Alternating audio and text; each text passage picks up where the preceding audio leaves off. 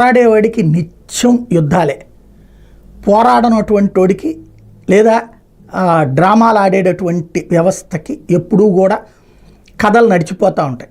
కానీ మొండోడు లేదంటే కనుక ఆత్మాభిమానం అనాలా, ప్రత్యర్థుల దృష్టిలో అహంకారం అనాలా, జగన్మోహన్ రెడ్డి తనకైతే ఇంకా కష్టాలు ఇప్పుడు అంటే ఛాలెంజెస్ పెరిగినాయి. నెంబర్ 1, గతంలో అయితే కనుక సోనియా గాంధీని ఎదిరించాడా, జైలుకి వెళ్ళాడా, రాజీనామా చేసి గెలిచాడా, తర్వాత గెలిపించుకున్నాడా, ప్రతిపక్షంలో కూర్చున్నాడా, అక్కడ అవమానాల పాలయ్యాడా, 23 మంది ఎమ్మెల్యేలు పోగొట్టుకున్నాడా, ఆ తర్వాత ముఖ్యమంత్రి అయ్యాడా, ఇదంతా ఒక ఛాలెంజ్లో విన్. ఇప్పుడు ఆ విన్ కాస్త లూజ్.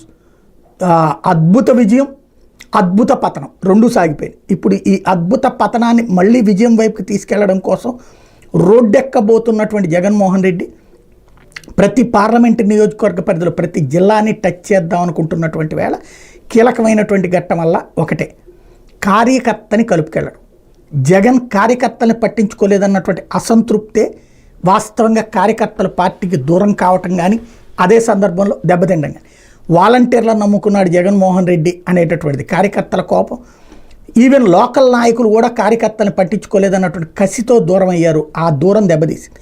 ఇప్పుడు జగన్కు ఉన్నటువంటి పరీక్ష ఏంటంటే, చంద్రబాబు నాయుడు, పవన్ కళ్యాణ్, బీజేపీ, ఇప్పుడు బీజేపీ అయితే ఇంకా అంత సీరియస్గా వెళ్ళట్లేదు, కానీ అటు జనసేన కానీ తెలుగుదేశం కానీ కార్యకర్తలకి విపరీతమైన ప్రయారిటీ ఇస్తున్నారు. గ్రౌండ్ లెవెల్లో అవసరమైతే అవతల వాళ్ళ వ్యాపారాలు లాగేసుకుని ఇప్పుడు జేసీ ప్రభాకర్ రెడ్డి లేకపోతే ఆదినారాయణ రెడ్డి వర్గాల గొడవ ఏంటి?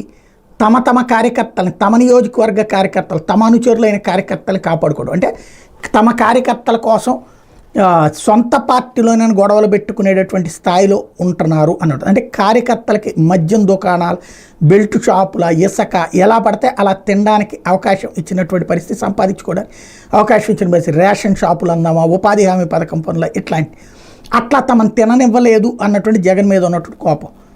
అదే సందర్భంలో ఇప్పుడు అదే కార్యకర్తల మీద వరుసపెట్టి కేసులు పెడుతున్నటువంటి వేళ ఇబ్బంది పడుతున్నటువంటి పరిస్థితి. వాళ్ళలో ధైర్యాన్ని నింపడం, కార్యకర్తని వెంట తెచ్చుకోవడం అన్నటువంటిది ఇప్పుడు జగన్ ముందున్నటువంటి అతిపెద్దదైనటువంటి లక్ష్యం. అది సాధ్యమైతే జనంలోకి కార్యకర్త తీసుకెళ్తాడు. మరి జగన్మోహన్ రెడ్డి ఈ దఫా ఛాలెంజ్ అయితే మాత్రం ఓ రకంగా అతిపెద్దదైనటువంటిది. మరి ఏ మేరకు అధిగమిస్తారు చూడాలి.